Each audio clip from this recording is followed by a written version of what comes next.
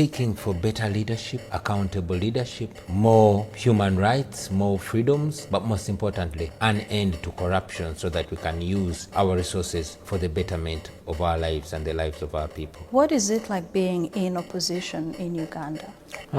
Tough, I would say, and gets tougher by the years. Being in the opposition in Uganda means being labeled a terrorist.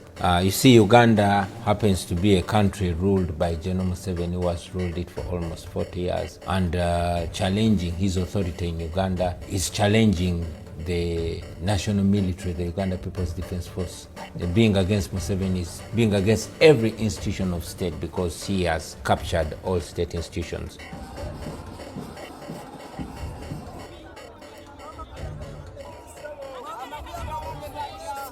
So many things have changed in your country in terms of how long a president can stay, in terms of term limits. Age limit have been scrapped. Are you running again for president in the next year's election? These are two questions in one. So many things have been changed in our constitution, but all these have not been changed for the betterment or better governance of Uganda, but for the sustenance of the Museveni regime. In 2005, he changed the constitution to remove term limits. He keeps changing the constitution to his convenience, and that's why we insist on saying that we must move beyond individuals. Do I intend to run against him? Definitely. I've said this time and again that I've offered myself to my team. You know, if my team still believes that I can lead them to challenge General Museveni again, I'm available. You have been a name, a presence in the political landscape of Uganda for a while now. How relevant do you think you still are to the Ugandan youth? Like I said, it is not just me. The question should be, how relevant are the ideas that I represent to the Ugandan youth?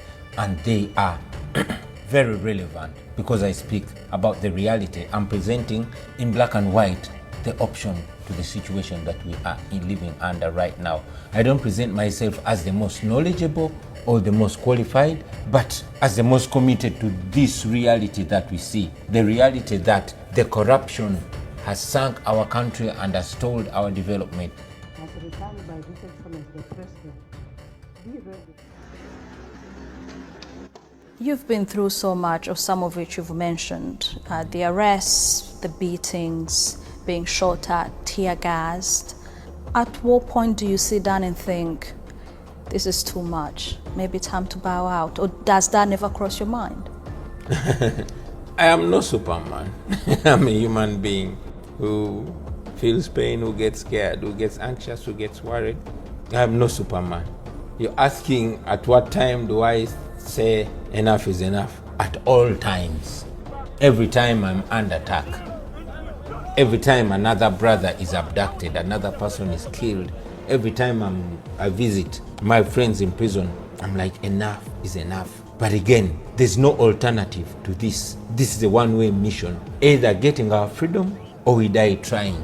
I call upon the international community to be involved in this. How? The role of the international community is to give attention to what's happening in Uganda. I know that so much is happening in the world, but let us also get some attention because Africa, especially Sub-Saharan Africa, plays a big role. There's been a lot of investment in Sub-Saharan Africa. The US alone last year sent $12 billion in Sub-Saharan Africa. Uganda took more than $500 million of that in health, education, and other. We appreciate that, but that aid should be coming with preconditions. Yes, while we seek the US aid to be reinstalled, we have EU aid and aid from other developing partners. We want preconditions on that aid, because if there are no preconditions of democracy, respect for human rights and the rule of law, then that money is only sponsoring the oppression of the people of Uganda. At what point do we move away from aid and expecting USAID, expecting the EU, expecting everybody else coming to our aid? We can only say enough to the aid if we have an alternative, and in my view the alternative is first and foremost to end corruption. You mentioned mentioned that you get afraid,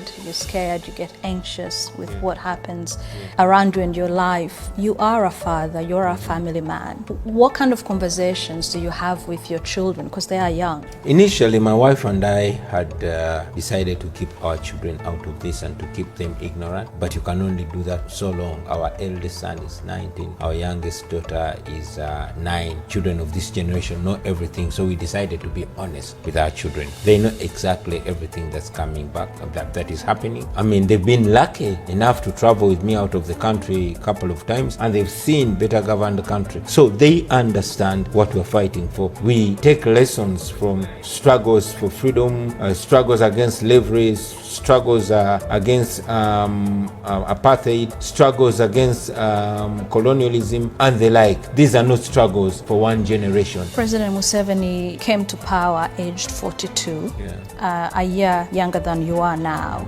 And you've often been compared to him in the sense of what he was at the time. Words like energetic, charismatic, and inspiring with a vision.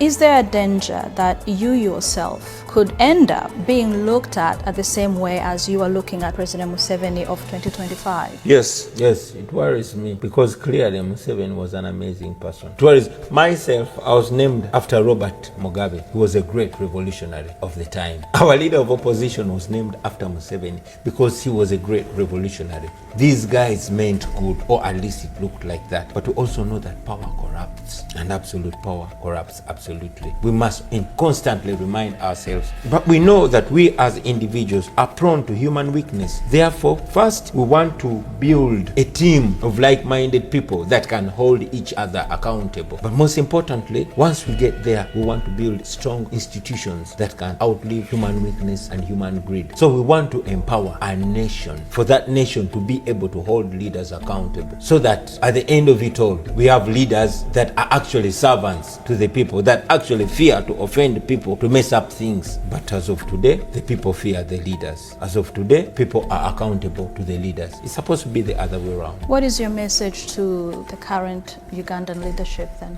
To General Museveni? General Museveni, the institutions that you say are corrupt, everything, the apparatus around. Well, I'll ask him to read his own book, Sowing the Mustard Seed. Read his own book, What is Africa's Problem? Where he says the problem with Africa in general and Uganda in particular are the leaders that overstay in power. And just to remind them that as Africans, we are taught that a man is as good as his word. Respect your word, keep your word. That is the only way we're going to respect you.